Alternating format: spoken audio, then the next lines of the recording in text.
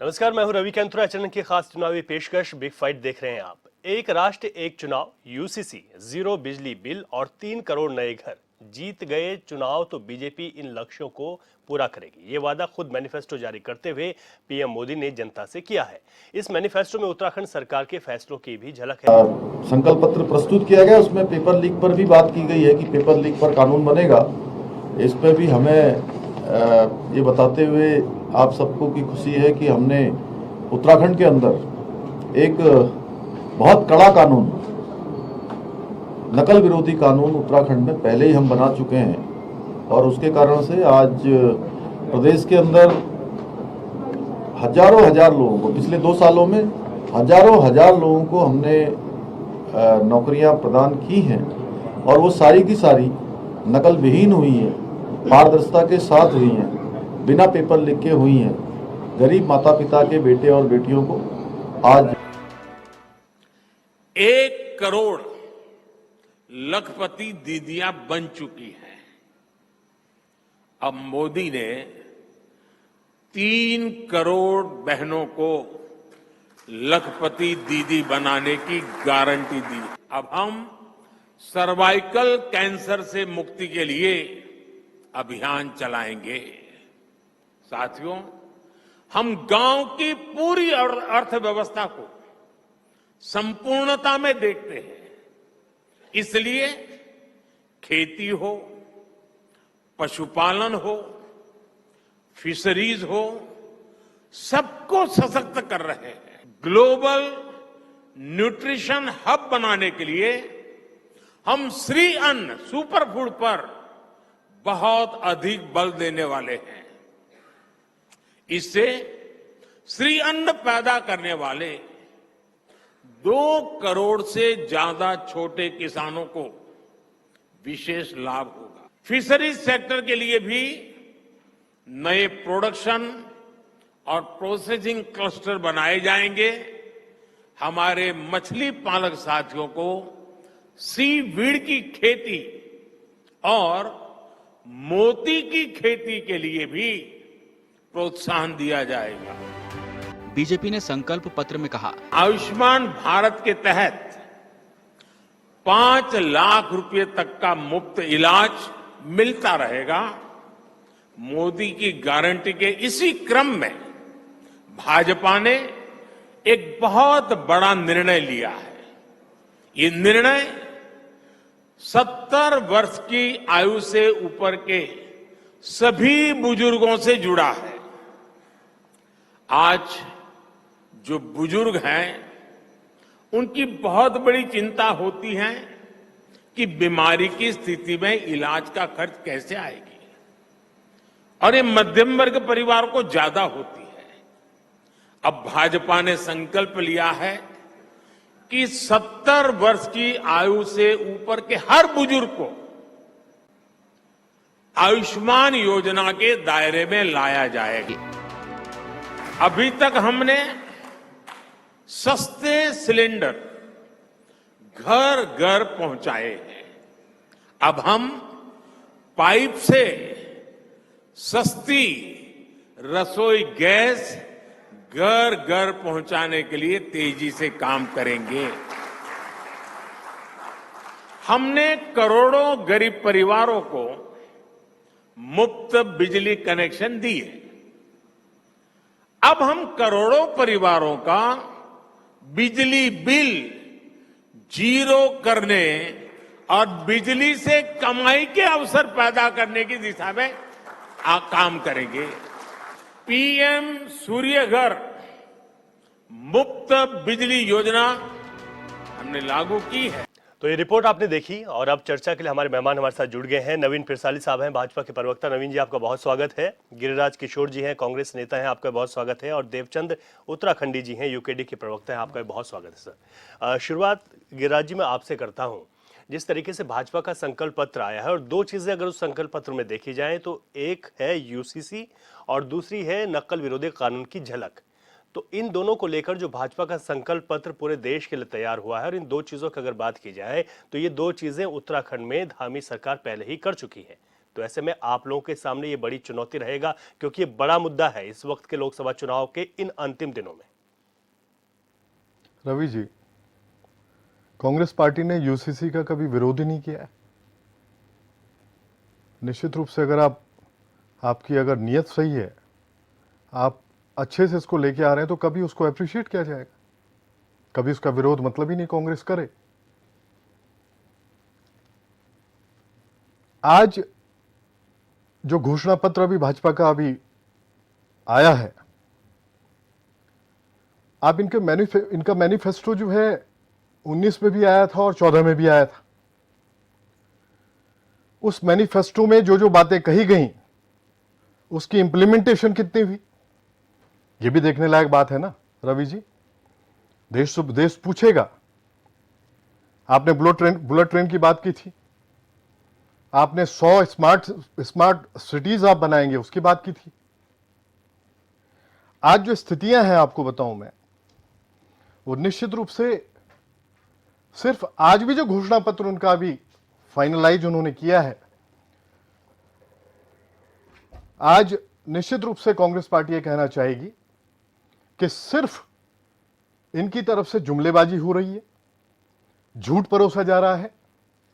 और लोग आज निश्चित रूप से, जहां तक सवाल हमारे उत्तराखंड की जनता का है या पूरे हिंदुस्तान का है, हिंदुस्तान में जो लोग वास कर रहे हैं, जो भी इस पार्लियामेंट्री इलेक्शन में जो पार्टिसिपेट कर रहे हैं, जो मतदाता है, वोटर है, वो इस बात को समझ चुका है कि ये जुमलेबाजों की सरकार है। अभी प्रियंका जी का हमारे उत्तराखंड में भी आगमन हुआ, हमारे राष्ट्रीय महासचिव है। उन्होंने, आप देखिए उनकी जो स्पीच थी, उनका जो भाषण था, उन्होंने सच्चाई परोसी है। उन्होंने अगर उत्तराखंड में आके अगर बात की है तो अग्निवीर पे बात की है कि वाकई एक एक बच्चा, हर घर से, यहां पे हर परिवार से एक एक बच्चा सेना में जाता है, सेना में जाके अपना देश की रक्षा करता है, उसका भविष्य उससे सेना से जुड़ा हुआ होता है, परिवार का पूरे। अग्निवीर पे उन्होंने डिस्कस किया कि आपने भविष्य, आप बच्चे का अंधकार में ले जाने जा रहे हैं। निश्चित रूप से और भी जो भी बातें रखी उन्होंने, वो निश्चित रूप से उत्तराखंड के परिप्रेक्ष्य में रखी हैं प्रियंका जी ने।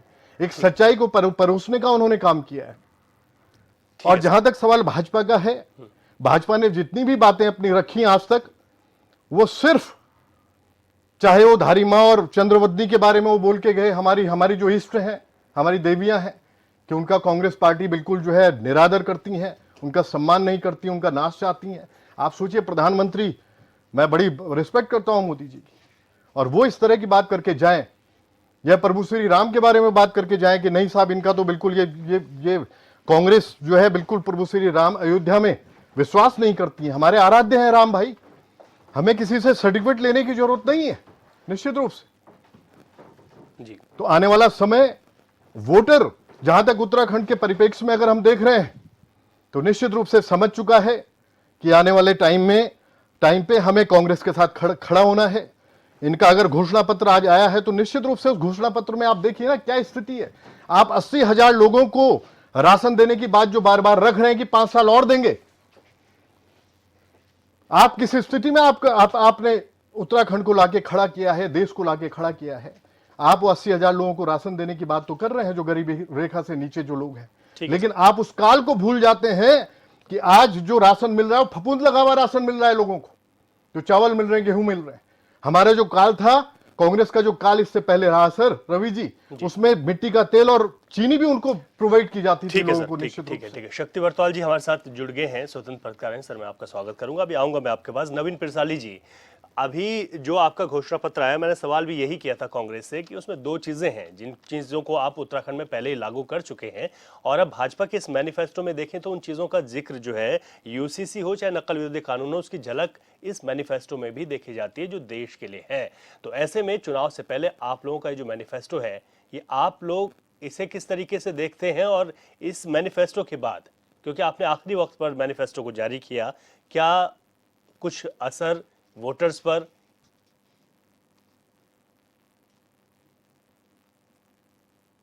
हमारा जो संकल्प पत्र है, उसमें आप देख सकते हैं कि अगर ये विकसित भारत के पूरी थीम पर हमने अपना संकल्प पत्र बनाया है। उसमें अगर हम बात करें तो एक सशक्त और सुरक्षित भारत की उसमें गारंटी है, युवाओं को अवसर और नारी को सशक्तिकरण का उसमें गारंटी है, किसानों, वंचितों और गरीबों के सम्मान का उसमें वादा किया गया है, उसकी गारंटी है। तो आप देख सकते हैं कि संकल्प पत्र भारतीय जनता पार्टी जो कहती है वो करती है।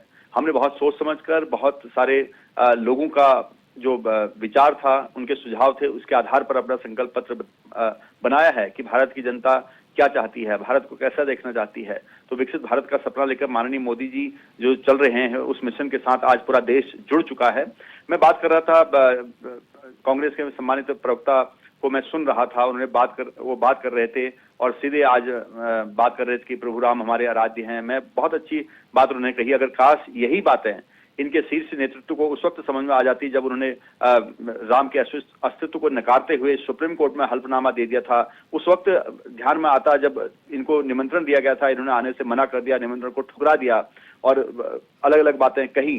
तो अब बात चली गई है, समय चला गया है, तो उस पर अब चर्चा करके कोई फायदा नहीं है। जहां तक उत्तराखंड के लोकसभा चुनाव की बात है, तो प्रधानमंत्री जी का हमेशा ही यहाँ पर आना रहता है।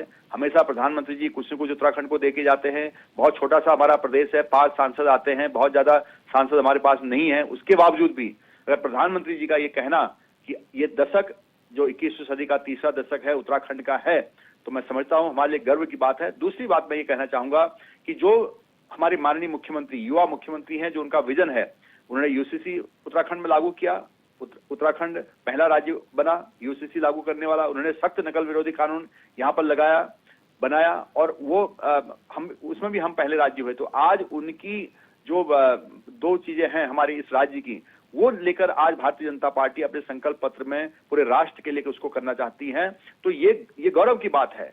हम आज तक कांग्रेस की सरकारें रही, उनमें केवल पड़ोसी राज्यों का उदाहरण देते थे। आज पूरा देश उत्तराखंड का उदाहरण दे रहा है, उत्तराखंड का उदाहरण देख रहा है। तो इससे बड़ा परिवर्तन क्या हो सकता है? लेकिन कांग्रेस के जो प्रवक्ता है इस वक्त यहाँ पर हैं, कांग्रेस के जो नेता हैं, उनका आरोप यह है सर कि 2014 और 2019 में जिन चीजों के आपने अपने मैनिफेस्टो यानी कि संकल्प पत्र में जो बात की थी, उन चीजों को भाजपा पूरा नहीं कर पाई।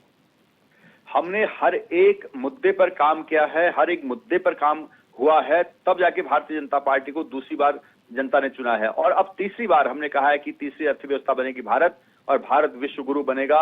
इस संकल्प के साथ 2047 तक हम इसको विकसित भारत बनाएंगे, विकसित राष्ट्र बनेगा। उस संकल्प के साथ आज जनता फिर जुड़ चुकी है और तीसरी बार भी जनता देगी। आप ये देखें, 370 जैसे मुद्दे, आप राम मंदिर जैसे मुद्दे इस देश में चलते थे। जनता को ये पता नहीं था कि इन मुद्दों का समाधान हो सकता था, क्योंकि कांग्रेस ने इनको तालों में बंद रख दिया था। मोदी जी ने उन तालों को तोड़कर, उन प्रश्नों को बाहर निकालकर जनता के सामने समाधान रखा। इसलिए जनता मोदी की गारंटी मानती है और कांग्रेस की नौटंकी मानती है। तो कांग्रेस के पास आज कहने के लिए कुछ भी नहीं है। प्रियंका गांधी जी, अभी मैं बोल रहा था कि अग्निवीर के बारे में बोल रही थी। प्रियंका गांधी जी क्या जानती है किसी भी आर्मी के बारे में? प्रियंका गांधी जी को कोई पता नहीं है कि क्या वो कहें यहाँ पर। उन्होंने केवल उनकी फ्लॉप रैली जो रही थी, उसमें जो संबोधन कहा उत्तराखंड का, उसमें कोई भी विषय नहीं था जिससे उत्तराखंड की जनता कुछ उनको समझ सके। उत्तराखंड की जनता में प्रियंका गांधी जी की बात कुछ भी समझ में नहीं आई। मोदी जी की बात हमेशा उत्तराखंड की जनता समझती है। और इस बार मैं समझता हूं कि जो ये चुनाव है, ऐतिहासिक चुनाव है, 2024 का चुनाव विकसित भारत की परिकल्पना पर जो चल रहा है, मैं समझता हूं कि उत्तराखंड की जनता इसमें सबसे बड़ा योगदान देने जा रही है और इस चुनाव को ऐतिहासिक करने जा रही है। बड़े आश्वस्त दिखाई दे रही है भाजपा। देवचंद्र उत्तराखंडी जी हैं, यूकेडी के प्रवक्ता हैं। सर, दोनों ही पार्टियों को जब आप देखते हैं तो अब इस तरीके के आरोप भी हैं, जैसे कि अभी नवीन जी ने कहा कि प्रियंका गांधी की जो रैली यहाँ पर हुई, वो फ्लॉप हुई थी, और जब यहाँ पर प्रधानमंत्री नरेंद्र मोदी आते हैं तो उनको सब सुनने आते हैं। आप लोगों ने भी किन्हीं सीटों पर समर्थन दिया है, किन्हीं सीटों पर आपने खुद अपने प्रत्याशी उतारे हैं, लेकिन अब चुनाव के अंतिम वक्त पर यूकेडी खुद को कहां पाती है? रोहित जी, सबसे पहले तो मैं आपके माध्यम से, कल जो आज तक चैनल ने, जो नेशनल चैनल है, इतना बड़ा चैनल है, उसने देहरादून में कल लाइव शो किया है और उसमें उन्होंने उत्तराखंड की अगर उनके पास भावना होती तो वो उत्तराखंड क्रांति दल के किसी भी डिबेटर को वहां पर बुला सकते थे। एक तो ये नाराजगी पूरी हमारे उत्तराखंड में पूरी जनता के बीच है और आज तक चैनल के खिलाफ है। और इसमें इतने में आगे थोड़ा और बढ़ रहा हूं। उसके बाद दूसरी नाराजगी ये थी कि कल जब उन्होंने हमारे समर्थक, जो हमारा प्रत्याशी है बॉबी पवार को वहां पर बुलाया, तो उनका यह फर्ज था कि उनको कल वहां पर जो वहां पर के बीजेपी की प्रत्याशी हैं रानी जी और कांग्रेस की जो प्रत्याशी हैं गुनसोला जी, उनको भी बुलाना चाहिए था। सर, ये आप उनकी बात यहाँ क्यों कर रहे हैं? मेरे मैं एक मिनट, मैं इसके पर मेरी बात तो सुनो। तो ये जनता के प्रति मैं आप आगे आ रहा हूं मुद्दों पे। तो कल मैं ये कह रहा हूं कि आप कहां अपने मैं आप को वो पाते मैं हैं? इस पे उनको आपको छोड़िए। आगे लेके आ रहा हूं, मैं बता रहा हूं। तो ये इन लोगों का ये है, मतलब मैं ये नहीं कह रहा हूं, मैं आपको किसी पत्रकारिता पर मैं आरोप नहीं लगा रहा हूं, पर आप- जो जो पार्टियों ने, जिन पार्टियों ने अपने आप तो आते नहीं, पार्टी में सत्ता पार्टी ने उनका अरेंजमेंट किया, तो मैं वहां पर लेकर आ रहा हूं आपको मेन पर। जो ये लोग ऐसे नकार देते हैं, तो उनको कल देखना था वहां पे। मेन पॉइंट जो मैं बोलने जा रहा हूं, कल वहां पर देखने था कि जब वहां पर कांग्रेस और बीजेपी के दोनों डिबेटर वहां थे, जो उनके प्रवक्ता वहां थे, उनको जनता ने बोलने ने बिल्कुल बोलने नहीं दिया और हर बात का उनका विरोध किया। अब आता हूं मैं घोषणा पत्र पर। मैं इसलिए आता हूं कि कल ही जब वहां पर घोषणा पत्र का उन्होंने बताया कि हमारा घोषणा पत्र निकल गया, तो वहां पर यह क्लियर निकला जनता के बीच से कि इनका घोषणा पत्र चाइनीज माल की तरह है, जिसकी कोई गारंटी नहीं है। और इनके संकल्प पत्र के बाद एक अगेन उसके ऊपर गारंटी अगर ये बोलते हैं, तो मैं बार बार एक ही बात को बोलता हूं कि जिस बात की झूठ की संभावना होती है वहां गारंटी देनी पड़ती है। अब इनके संकल्प उनके पत्रों में आते हैं, जो फिर पुनः उस पर आते हैं कि 2014 की इन्होंने बातें पूरी नहीं करी, 2019 की बातें पूरी नहीं करी, सिवाय एक बात की कि ना मैं खाऊंगा ना मैं खाने दूंगा। बिल्कुल ऐसा इन्होंने किया है। और ये पिरसाली जी भी अभी बता रहे थे, वो उन्होंने क्या किया है कि वो जो काला धन की जगह जो पहले था उसको ठीक दुगना कर दिया। किया वही काम कि ना खाऊंगा ना खाने दूंगा, वहां रखूंगा। तो अब उन्होंने वही काम किया। ये काम पर उन्होंने जरूर काम कर रहे हैं, पिरसाली जी की बात सही है कि काम जरूर कर रहे हैं। दूसरा उन्होंने ये काम कर रहे हैं कि उत्तराखंड में जो उन्होंने जो हमारे जो स्थानीय मुद्दे थे, तो आप समझ सकते हैं कि स्थानीय मुद्दों को दोनों पार्टियां हमारे कहां दरकिनार करती हैं।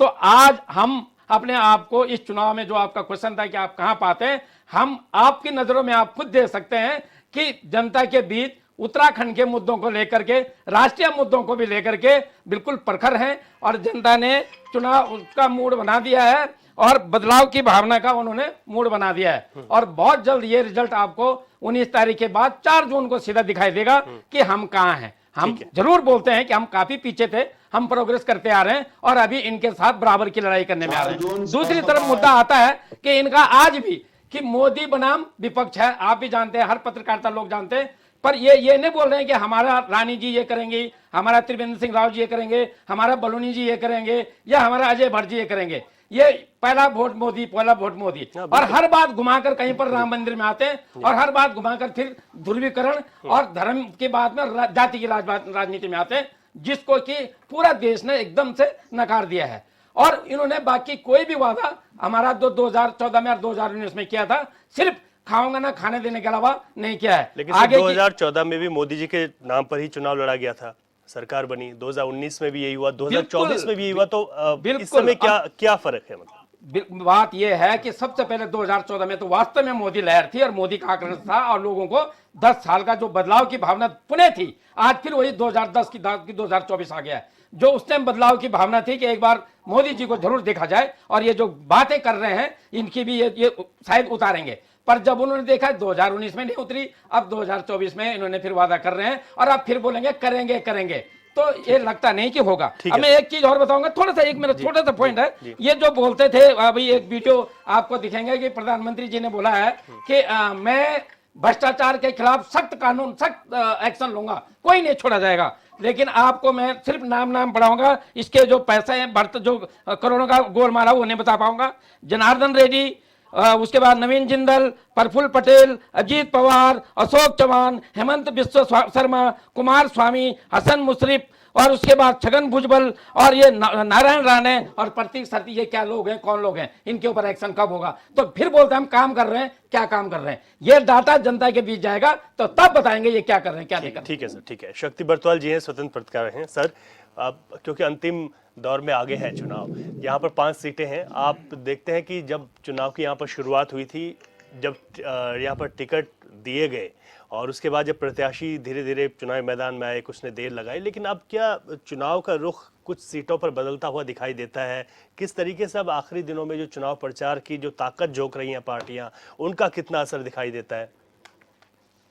निश्चित रूप से जो चुनाव है, जिस तरीके से नज़दीक जब चुनाव आ रहा है, तो निश्चित रूप से इस बार जो 19 का चुनाव था, 14 का चुनाव था, 24 का चुनाव में रवि जी काफ़ी भिन्नताएं हैं। और ये चुनाव एक तरफा चुनाव है ऐसा नहीं कहा जा सकता, क्योंकि इस चुनाव में चैलेंजेस बहुत हैं। और चाहे वो सत्ता पक्ष के पास हो, विपक्ष के पास हो, क्योंकि विपक्ष के पास भी एक मौका है अपने आप को भुनाने का, और सत्ता पक्ष को, सत्ता को कायम रखना, ये एक बहुत बड़ा जो है वो चैलेंज जो है इस समय आ गया है।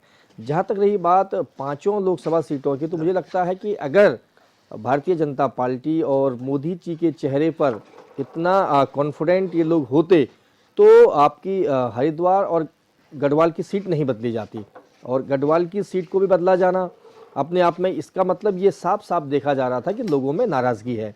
और आपने ऐसे कैंडिडेट का जो है टिकट काटा है, जो कैंडिडेट बहुत ज़्यादा उम्र भी अभी तीरथ सिंह रावत की नहीं है, वो मुख्यमंत्री रहे और उनको मुख्यमंत्री भी आपने पूरा नहीं रहने दिया, फिर उनका लोकसभा में एक टिकट काट दिया जाता है। और पार्टी में ऐसा जो एक पीछे बीजेपी की तरफ से 70 पार की जो बात की जा रही थी, वो उस दायरे में भी नहीं आ रहे थे, वो तो मुझे लगता है कि 64-65 साल के भी नहीं है, तो उसके बावजूद भी उनका टिकट काट दिया जाए। आपके जो मानव संसाधन मंत्री थे और बाद में शिक्षा मंत्री, जो न्यू एजुकेशन पॉलिसी की आप इतने बड़ी बात करते हो, आप कहते हैं कि हम विश्व गुरु बन रहे हैं और हमारे जो शिक्षा का जो पैटर्न बना है पूरा वर्ल्ड हमारी तरफ देख रहा है, उस मंत्री को आपने पटक दिया, उसको टिकट के लाले पड़ गए। तो कहीं ना कहीं ये नाराजगी है, इसको आप इग्नोर नहीं कर सकते हैं। भारतीय जनता पार्टी इसको इग्नोर नहीं कर सकती। ये जरूर है कि आपने एक कवच बहुत बड़ा बना दिया है और आपको लगता है वो कवच आपको सुरक्षा देगा, लेकिन जितनी भी उदाहरण अगर भारतीय राजनीति के दिए जाए, बहुत सारी ऐसी सरकारें आई जिन सरकारों को लगा कि हम सत्ता में फिर वापसी करें, चाहे वो इंदिरा गांधी का दौर हो, चाहे वो वाजपेयी जी का दौर हो, चाहे वो गठबंधन का दौर हो, हर सरकारों को ये लगता है कि जनता हमारे हिसाब से चलेगी और जैसा हम हंटर बजाएंगे वैसा चलेंगे। ऐसा नहीं है, क्योंकि एक मौका दिया गया है और मौका बड़ा होता है। 10 साल किसी भी गवर्नेंस के लिए बहुत बड़ी चीज साबित करने के लिए काफी होता है। छोटा सा मैं उदाहरण देता हूं रवि जी आपको, कि आप ISBT से और आपके रिस्पनापुल ऑफिस तक पहुंच जाए, 10 साल पहले जो सड़क शुरू हुई थी वो आज तक बंद नहीं पाई है। आज भी वो सड़क का ना तो चौड़ीकरण हो पाया ढंग से और ना उसका डामरीकरण हो पाया। बीजेपी के प्रवक्ता बैठे, अगर वो कह दे दावे से ये सड़क बन गई तो हम भी मान जाएंगे। 100 से अधिक गांव रोड नहीं तो वोट नहीं का नारा इन्हीं की सरकार में दे रहे हैं। आप जो ऑल वेदर रोड की आप बात करते हैं और 10 साल में आपने किया क्या, मतलब कोई एक बड़ा मैसेज आप नहीं दे पाए हैं। जो Ravi ji all weather road की आप बात करते हैं, आज की डेट में आज से 15 साल 20 साल पहले क्या था, जो रोड इंफ्रा पे जो पैसा खर्चा होता था वो डायरेक्ट जो टैक्स पेयर था उसका पैसा लगता था और उस समय प्रोग्रेस करने में बहुत दिक्कत। अब क्या सिस्टम बना दिया है, PPP मोड पर सारा काम हो रहा है। रोड जो है ठेकेदार पहले बना रहा है, टोल टैक्स ले रहा है और रोज सड़कें बन रही हैं। तो ये बहुत बड़ी उपलब्धि नहीं है किसी भी सरकार के लिए कि हमने जो है रोड बना दी है। लेकिन जहां एक्चुअल आवश्यकता थी रोड की, जहां आपको टैक्स नहीं मिलना है, आप टोल प्लाजा नहीं लगा सकते हैं, उस गांव में जहां लोग रह रहे हैं, जहां आवश्यकताएं हैं, क्यों नहीं रोड। 100 गांव सड़क पर आकर ये कह रहे हैं कि हम वोट नहीं देंगे अगर आपने हमारे गांव में सड़क नहीं पहुंचाई। तो ये बहुत बड़ी विफलता है। और 10 साल में कोई एक सेक्टर में ऐसा बता दें, मोदी सरकार का ये कहना और प्रधानमंत्री जी का ये कहना बहुत अचंभित करता है कि गारंटी की भी गारंटी होगी। ये जैसे आप कहीं मार्केट में जब चलते हैं ना, कोई सामान खरीदते थे तो कहते थे जी इस सामान ये जो हमने बेचा है ये माल, ये इसकी गारंटी तो है, इसके ऊपर भी हम गारंटी दे रहे हैं। तो इस तरीके से मुझे लगता है कि अब ये नौबत नहीं आनी चाहिए थी 10 साल के बाद। ठीक है सर, उनको एक मंच पर ही आके कह देना चाहिए था, भारतीय जनता पार्टी को भी और प्रधानमंत्री मोदी जी को भी, कि ये डेवलपमेंट और गारंटी नहीं, ये 10 प्रमाण आपके सामने है। ये 10 सेक्टर में हमने काम किया है। हमने उत्तराखंड में रोजगार के लिए ये किया है, हमने शिक्षा के लिए हमने ये किया है। 2500 स्कूल इस सरकार ने बंद कर दिए हैं राज्य के अंदर। एक भी मेंबर ऑफ पार्लियामेंट ने एक चिट्ठी नहीं लिखी अपने शिक्षा मंत्री को कि स्कूल क्यों बंद कर रहे हो, वो बच्चे कहां जाएंगे। आपने स्कूलों का नाम बदलकर बोर्ड लगा दिया, अटल उत्कृष्ट कर दिया, PM श्री कर दिया। उस स्कूल की छत गिर गई चमोली में, आपने उस पर काम नहीं किया। तो मेरा कहने का मतलब यह है कि अगर आप नहीं जागे, वोट मिलना और जनादेश मिलने की बात यह नहीं कि आप काम कर रहे हैं धरातल पर, उसके कई मुद्दे होते हैं। आपने देखा चुनाव में तो बहुत सारे फैक्टर होते हैं कि आप क्षेत्रवाद के नाम पर, धर्म के नाम पर, जाति के नाम पर, समूह के नाम पर लोगों को बांटकर वोट ले सकते हो। लेकिन डेवलपमेंट वाकई जो आवश्यकता है लोगों को और जो उम्मीद थी भारतीय जनता पार्टी से, वो कहीं दूर है और उस पर इस बार का जो चुनाव है, जो चुनाव दिख रहा है वो काफी टफ रहेगा। ठीक है नवीन पिरसाली जी, आपने सबकी बातें सुनी हैं, कांग्रेस की भी, UKD की भी, और अभी शक्ति बरतवाल जी भी बता रहे थे कि ऐसा होना चाहिए कि इस वक्त जो गारंटी की बात हो रही है उसमें ये बताएं कि ये 10 चीजें हैं, इन सेक्टर में हमने काम किया है, ये किया है उत्तराखंड के लिए, और इन मुद्दों पर ही चुनाव लड़ना चाहिए। नवीन जी। बिल्कुल आप सही बोल रहे हैं, मैं सबको सुन रहा था। और आप देखिए हमने किन किन सेक्टर्स पर काम किया, हमने सारे सेक्टर्स को छुआ, चाहे वो इंफ्रास्ट्रक्चर हो। इंफ्रास्ट्रक्चर की बात करें तो road infrastructure, railway infrastructure, air infrastructure, water infrastructure, उसके बाद हमने काम किया सोशल इंफ्रास्ट्रक्चर, डिजिटल इंफ्रास्ट्रक्चर। उसके साथ साथ सारे ही चाहे इंटरनेशनल मैटर्स थे चाहे डोमेस्टिक मैटर्स थे, उनका समाधान निकालने का काम किया। जहां जहां हमारी जो जो चीजें कमजोर पड़ रही थी उनको हमने सशक्त करने का काम किया। अगर हम मेक इन इंडिया का नारा देते हैं तो हम दुनिया के दूसरे नंबर के एप्पल फोन मैन्युफैक्चरिंग हब बन जाते हैं। अगर हम मेक इन इंडिया करते हैं तो हम दुनिया भर की मिसाइलें यहां पर बना रहे हैं, तेजस लड़ाकू विमान यहां से उड़ा रहे हैं और उनको बाहर के लिए बेच रहे हैं। तो कहां किस सेक्टर की बात करें? अगर किसी को दिख नहीं रहा, अगर लाखों किलोमीटर अगर हाईवे बन जाते हैं उसके बाद भी कोई अगर ये कहे कि रोड नहीं दिखाई दे रही है तो फिर उसमें मैं क्या कर सकता हूं?